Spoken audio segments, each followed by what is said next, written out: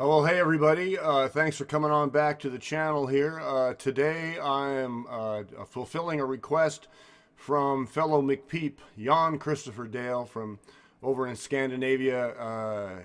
He's been around quite a while, been one of our stalwarts going back to the days we all were watching the live streams during the pandemic that James did. He's asked for this song here, Ruins of the Realm. Deep cut from James's 2008 release, Just Us Kids. This tune is actually one of the simpler ones to play when it comes to the chord positions, and the right hand's not so tricky either. The one tricky part in here is on the studio recording. James is getting a little playful with the time signature. There's every so often there's like an extra beat, and I'm going to be brutally honest, I haven't figured out how to count through that, and so I just fake it and kind of play it in regular old 4/4 time here. If you can grok that nifty time signature thing, more power to you. All right, so let's jump in here. First of all, the guitar is in natural tuning. I'm playing it on a 12 string here. James did play this song only a couple times during the live streams, and so I've gone back to see what he did there to work up my own version. Also in the link below, in the description below, there's a link to a full performance of this song that I did in one of my live streams back in August of 24, so you can check that out. Okay, so first of all, natural tuning, no problem there. And then the changes that James uses here are the ones he uses in, I don't know, about 25 other songs. This is one of those tunes where your two fingers here are going to be sitting on those same two strings all day long, and so you're going to get yourself some nice grooves there in those two fingers. So we're doing this G, C, and whatever this is, D over or something. He uses these all the time. So I started the clip here with the intro phrase. So this is these are the three changes. This, and this. And then in between various things, you're going to be doing a lot of hammering on.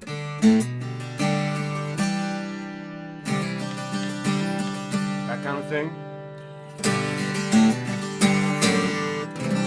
So you're going to be doing some walk downs and hammer-ons with your left hand here, with your fretting hand. So that's where we're going. Okay. Now the song is got really only three sections that are distinct from one another, all using these same shapes. The first is the intro run that I was doing just a second ago. The second section is just all the verses, which are identical. And then the third section are the choruses that go in between, dancing in the ruins of the, whatever it is for that particular time around. All right, so let's work through each of those three sections, and then it's just a question of, once you've got that, just put on the original and play along with, and you'll see how you go back and forth. Okay, so let's start with that intro run. So we're in this G shape here. So you're starting, you want to hammer down on that G note there on the lowest string, and we're going to be hammering on all day long here.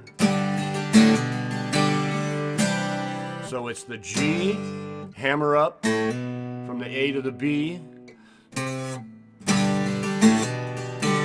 then you want to ring that open D string right there, and then you land on that C shape.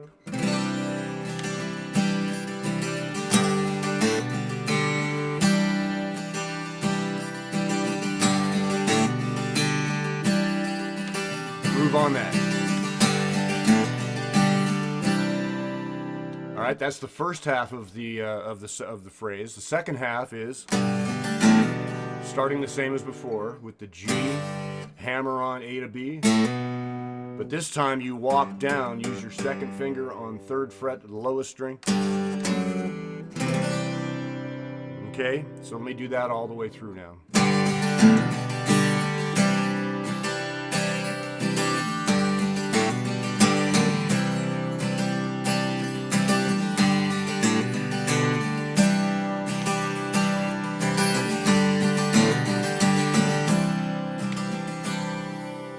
that is the intro phrase. That appears at the beginning of the song, of course, but then also in between verses and choruses throughout the recording.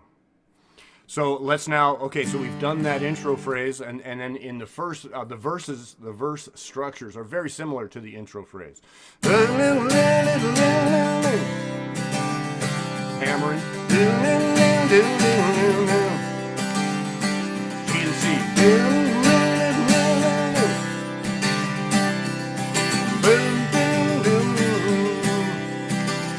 And then the intro phrase in between.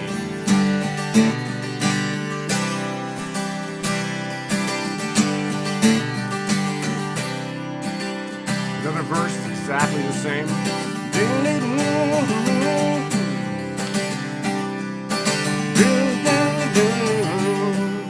Now you can see what I'm starting to do. They're getting a little syncopated with the right hand because the chord changes are not too dramatic and they're fairly regular. So anything you want to do to jazz that up a little bit, that's what I do anyway.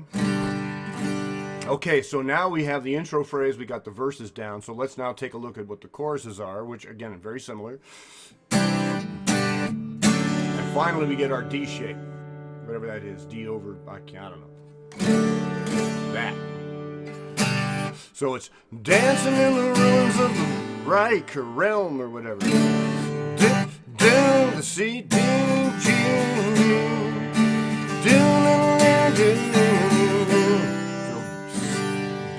and then back to that C again. So that's it.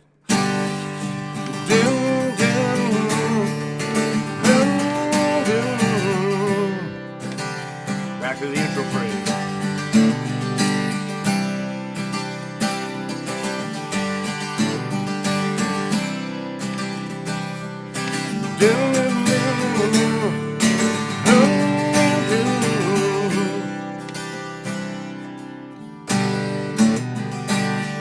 And then when he ends the song, he ends it by leaving that hanging.